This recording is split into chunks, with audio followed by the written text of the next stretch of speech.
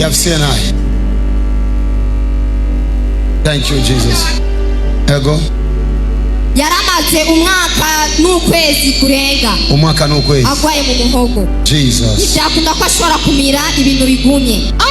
Icyo yarashoboye kwarukumira gusa ibintu by'amazi. Jesus. Ikigeretswe ko yarafise operation ku munsi w'ejo. Jesus. Kandi bari bamuciriye amafaranga angana n'imiliyoni 2. Jesus. Ariko Imana yamukoreye ku buntu. Kuwa kabiri avuga ko igihe mwamusengera ubu birakunda ko ashobora kumira ibintu byose. Aramira ubugari, aramira inyama, aramira n'uburobe nawe. Ego. Arashobora gufungura atakibazo ariko arashima Imana cyane. Uyu mama ariko arakomeza. Uyu mama ni mama w'uyu mukobwa. Oh, muhe microphone mama. Mama yarameze gute? Yo. Umwaka n'ukwezi ari mu mashuka arevye. Atabyuka ari uwo gupfa. Jesus. Niba ndebo komera iyo mana mashi. This God is amazing. Wow. Hama. Bisikira ngo yirirwa mu nzu umufuka amashuka. Mana aryamye atabyuka ari uwo gupfa. Ndapfuza amavuriro yose abaho. Abaganga bato bato n'abakuru. Biranka kwakira. Amahera yose arahera. Amahera arahera. Ibyumba by'amasengesho ndaryamayo. Yaramaze amezi 8 aryamye mu cyumba cy'amasengesho. Baramuhospitalije no mu cyumba cy'amasengesho. Arabona no gukira akaguma aremba ruwo gupfa. Ndabimana tuzobyura uyu mwana no hantu nzogutangira nzogushima nzogera hose. Mama kidogo.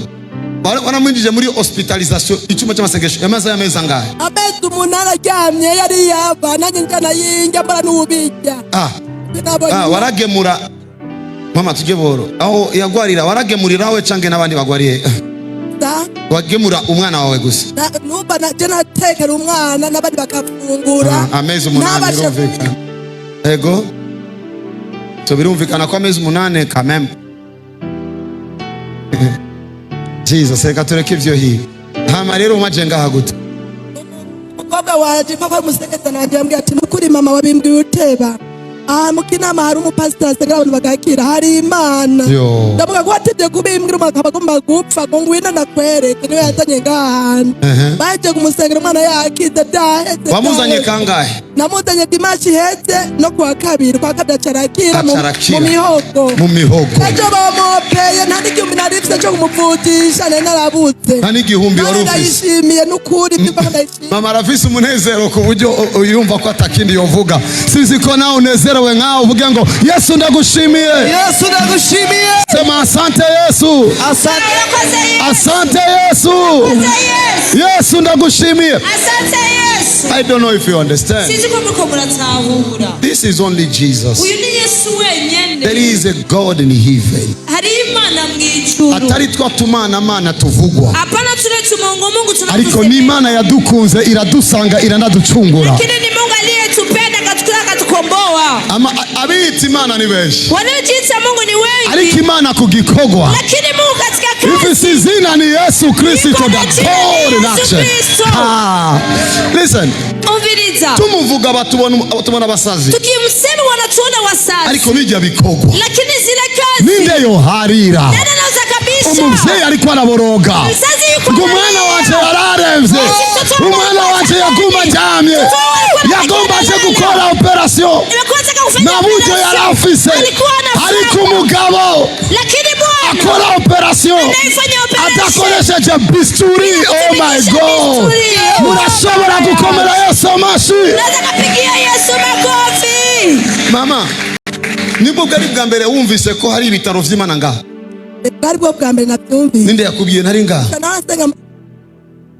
Ari ngaha nyene. Wamutumiye ari? Aliyemwalika yuko. Gwino uyo murazi gutumira this. Aya. Jesus. Ndabona igituma Imana yangiriye ubuntu kuko ari igihe napanga programme nkiyumvira ngende nimukire mbe mu kwezi ariko nibaza ko noguma ino ni abantu bankene. I love you my son. Ndaheza kibuzima bwanyu. Nabariki maisha. Palesh katei. Amen. We atabawe. Yeye kabla hajaishi. We abawe ni bazorinda kugwara mu izina rya Yesu Kristo. Glory. Yesu. Uyu niwe yagutumiye.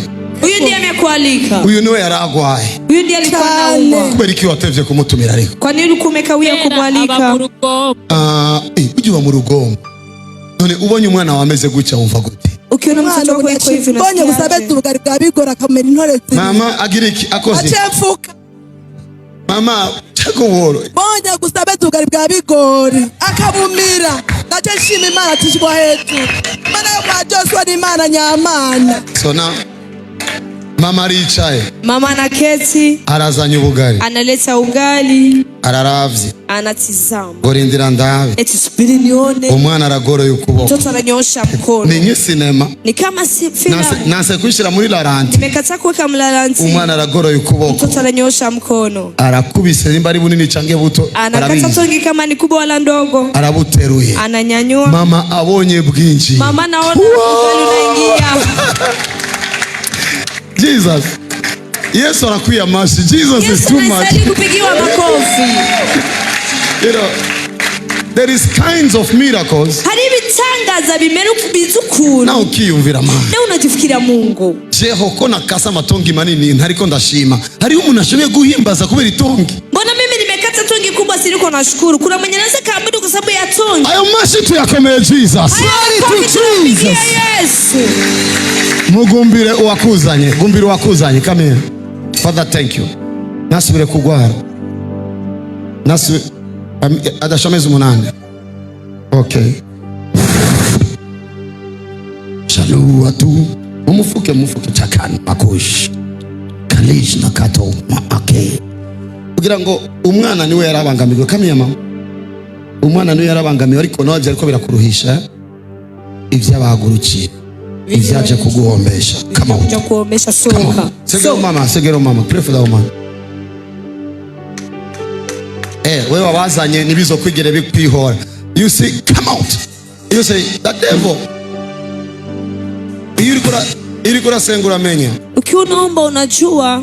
Uramenya ingorane y'umwana. Unajua tatizo ya mtoto. Ko mbona ifiselia ini. Mbona unaona yuko na liena hii. Mbona bavuga ngo ujya mugore na chazoshika. Nafikiri naona unasema ule mama hatafikia kitu. Mbona adanda za homba everything. Naona anachuruza na homba vitu vyote. Chanamenya ko bagize attack. Nikajua kwamba wamevamia. Bavuga reka dusengera umwana ntasubire gutera. Nikasema acha niombe mtoto asiongeze kuvamiwa. Ariko mama nawe. Lakini mama naye ariko arabohoka. Yuko nafunguliwa. Kubera iki nsengera wabazanye. Kwa nini sasa naombea aliyowaleta? Bari muzi confisi ntambara kubera ko ndabasengera. Mlikuwa njoo kwamba niko na vita kwa sababu nawaombea. Ariko ndashima Imana kuko ndinzwe kubera ko ndabasengera. Lakini nashukuru Mungu maana nalindwa kwa sababu nawaombea.